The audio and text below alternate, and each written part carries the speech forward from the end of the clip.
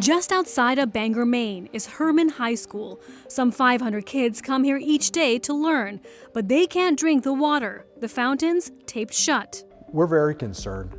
The school's water recently tested above the state's safety limit for PFAS, often referred to as forever chemicals. We're not fully understanding why it is in our water and it is at the level that we're at.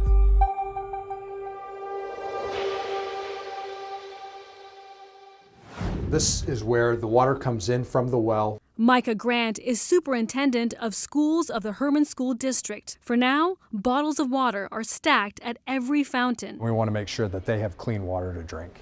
Nearly 30 miles away in the rural town of Unity. This is the graveyard of our farm business. 9 years ago, Adam Nordell and his wife Joanna bought Songbird Farm. We thought, wow, this is our spot. Then it was thriving and lush.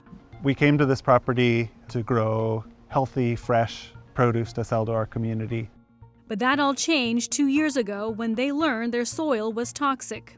Our land is severely contaminated with forever chemicals. As soon as we learned, we shut down. These types of stories are happening across Maine, where farmers, where school children are threatened by the level of PFAS contamination that's in their lands and waters. Aaron Fry is Maine's Attorney General. There are farmers who had to euthanize their livestock because of the chemical contamination. Fry recently filed litigation against several chemical manufacturers, including 3M and DuPont.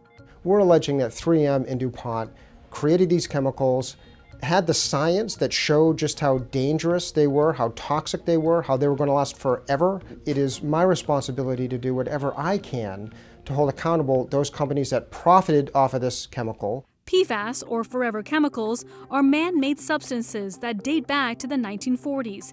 They gained mass attention for their ability to repel water, oil, and stains. And over the decades, they've been used in a wide range of applications, for non-stick cookware and waterproof fabrics, to food packaging, cosmetics, even firefighting foams. But over time, concerns began to rise. According to the CDC, the chemicals do not break down in the environment.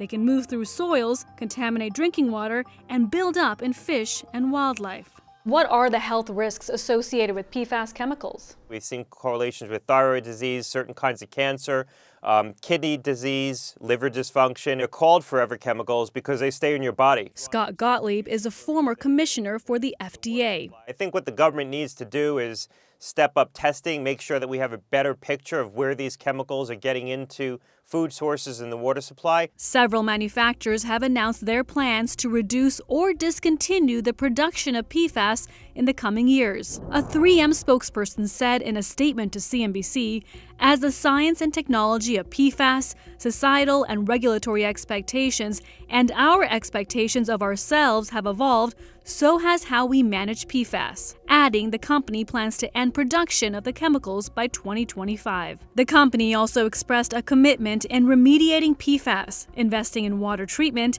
and collaborating with communities. DuPont, on the other hand, said it has never manufactured the harmful chemicals and believes the legal complaints are without merit. Since 2015, DuPont has gone through spin-offs and a merger, those companies also named as defendants in Maine's lawsuit. Chemours tells CNBC the company pledged in 2018 to reduce PFAS emissions at its manufacturing sites by at least 99% by 2030. Dow denied manufacturing PFAS and stated that it is not alleged to have caused any environmental contamination. A Corteva spokesperson told CNBC it does not comment on ongoing legal matters. On Wall Street, one analyst thinks 3M specifically is facing great financial risk. At this stage, given valuation and what we know about the PFAS litigation, we do consider 3M to be uninvestable. According to RBC Capital, it could mean a massive liability of $20 to $25 billion.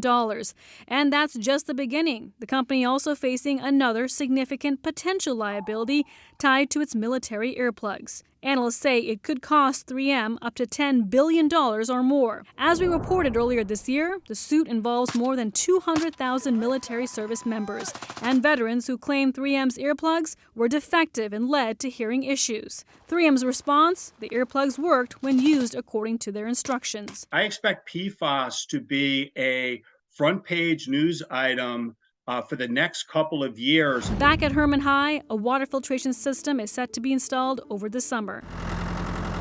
As for Adam, whose farm was shut down, This contamination I'm beyond words. he's since learned his land was spread with municipal wastewater treatment sludge in the early 90s, at the time marketed to farmers as a free or cheap source of fertilization. The farmers were told they were fertilizing their crops. Unfortunately, that wastewater is laden with all sorts of industrial chemicals that are leaching out of consumer products. He's now working for the nonprofit Defend Our Health, its mission to reduce people's exposure to toxic chemicals. We know there are farms that have spoken out in New Mexico and Colorado and Michigan. There are likely farms in every state that are knowingly or unknowingly dealing with these chemicals. His message to chemical manufacturers? They need to step up to the plate and pay for the impact that they've had on the world.